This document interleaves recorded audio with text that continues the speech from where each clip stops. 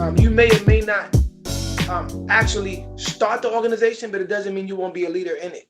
Because a leader is not just about calling the shots. A leadership is a book called 21 Irrefutable Laws of Leadership. Leadership is really more about influence than it is um, um, title.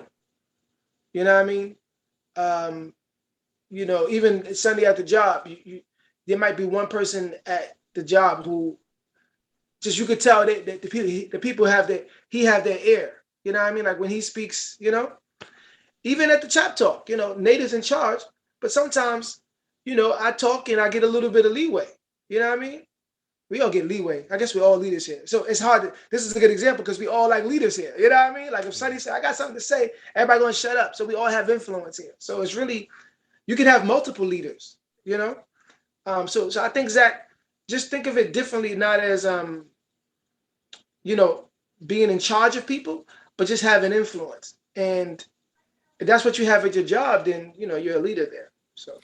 And to add to that point about titles, so every Monday, I do kind of have a title. I'm supposed to be the PLC leader, so I'm the leader of all of the teachers that are in biology.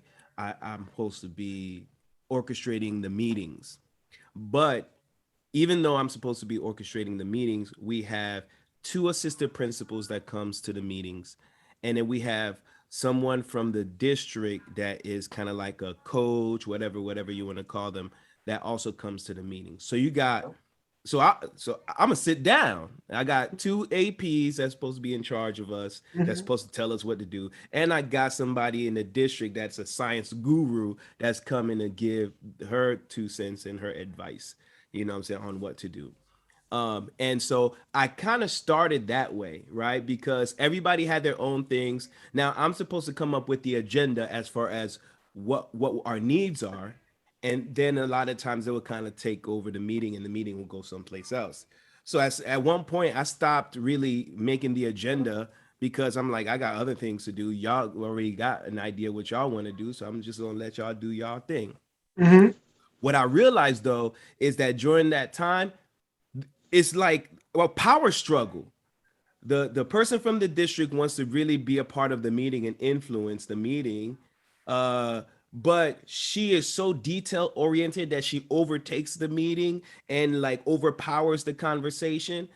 So now the APs is like, yo, we need to kind of take ownership back and not let her kind of like do her thing. So now they're trying to kind of take the reins of the meetings. So there's this power struggle going to meeting. In the meantime, the other teachers, they're not getting what they need, you know what I'm saying, as far as how to prepare for whatever they need to prepare for. And also they're being um criticized. You know what I'm saying? When we're looking at data, we're looking at the kids' scores and stuff like that. The way that the language, the way that it comes across from the APs and the person from the district, it's kind of like, in a sense, the feeling is y'all not doing y'all job. Now, they're not saying that, but that's what they're communicating. You know what I'm saying? You guys suck at your job. And so I realized that my teachers are demoralized. The meetings are a waste of time. So I'm like, you know what? I need to do something. And I realized it was my bad. And as a leader, I had to recognize first that that is my bad. You know what I'm saying? I'm the one that's supposed to come up with the agenda, right? I'm supposed to kind of coordinate things. So I said, you know what? I'm going to start taking the reins. And I did just that. Now, again, I got a whole bunch of people over me. You know what I'm saying? However, the last meeting, I did the agenda. I told them what I want to do, what I want to focus on. And anytime, even the APs and the lady from the district, anytime they wanted to kind of like bring the conversation someplace else, I was skillful enough, and I'll say it that way, I was skillful enough to bring the conversation back in a way that kind of helped everybody. You know what I'm saying? I wasn't like, okay, let's not talk about, my language was very skillful and graceful where I was able to bring the conversation back so that by the end of the meeting, everybody got what they needed. The APs were satisfied with All where we were going. You know what I'm saying? right. The lady was from the district. She was happy to be able to be a part of the meeting and give her 2 cents in. And we used some of her ideas. And the teachers are actually excited to go to work. You know what I'm saying? And I even asked them that. I asked them, hey, what did you think about last meeting? It was like, it was good because you ran it. Mhm. You know what I'm saying? It was like, great, we got what we wanted to do. And so that's to the point, a couple of things. That's to the point of, first of all, just because there's other people with higher titles than you, that doesn't mean that you're not a leader and that you don't influence.